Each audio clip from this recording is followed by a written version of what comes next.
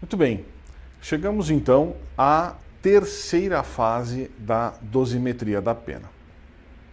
Vocês vão se lembrar que na primeira fase nós tínhamos lá as 8 circunstâncias do artigo 59, depois na segunda fase as agravantes e as atenuantes que estão nos artigos 61, 62, 65 e 66 do Código Penal.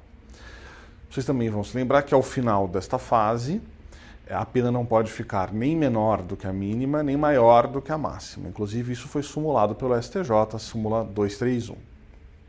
E também havia uma característica interessante, que era o Código não deu marcos seguros do quanto a gente pode aumentar e diminuir a pena.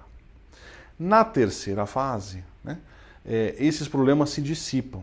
Na terceira fase, nós vamos levar em consideração aqueles fenômenos diversos, aquelas circunstâncias diversas que impactam na quantidade da pena mediante uma fração. Toda vez que que a lei em geral lhe der uma fração, 1/6, 1/3, metade, 2/3, então saiba, estamos em terceira fase da dosimetria. Então são exemplos de circunstâncias, de eventos que nós levamos em consideração na terceira fase. A tentativa, que reduz a pena de 1/3 a 2/3. A continuidade delitiva, que aumenta a pena. Lá na parte especial do Código Penal, nós vamos ter, por exemplo, o furto praticado durante o repouso noturno aumenta a pena de 1/3 e assim sucessivamente. Então, esses fenômenos da terceira fase vão estar na parte geral, na parte especial e fora do Código Penal. Tem uma questão importante que merece a gente, inclusive, usar um pouquinho a lousa. Vamos imaginar o seguinte, vamos imaginar um furto.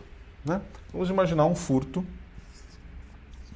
que foi cometido durante o repouso noturno, não é? Portanto, pelo artigo 155 do Código Penal, eu tenho que aumentar a pena em 1/3, E vamos imaginar ainda que se cuidasse de continuidade delitiva, Em continuidade delitiva. E, por hipótese, vamos aumentar aqui mais 1/3. Tudo bem? Nós temos uma pequena questão matemática para a qual atentar.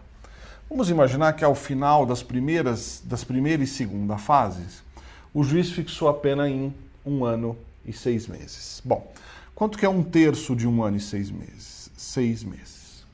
Certo? Então, vamos fazer o seguinte, olha, eu vou aumentar então em 6 meses para dar conta do furto durante o repouso noturno. 2 anos. Agora eu vou aumentar mais 1/3 pela continuidade delitiva. 1/3 de 2 anos são 8 meses. Então, mais 8 meses, 2 anos e 8 meses. Qual que é o problema desta fórmula e por que ela está errada? Nós, ao usarmos essa sistemática, vamos ter neste componente aqui, que é 1/3 desse, quando eu acrescento 1/3 sobre esse montante, esses 6 meses é levado em consideração 2 vezes.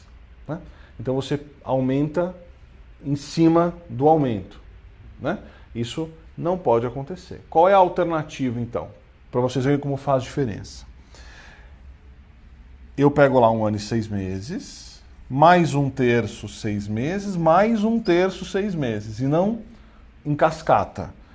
1,5 mais meio mais meio, 2 anos e 6 meses. Veja que com essa fórmula a pena ficaria 2 meses maior.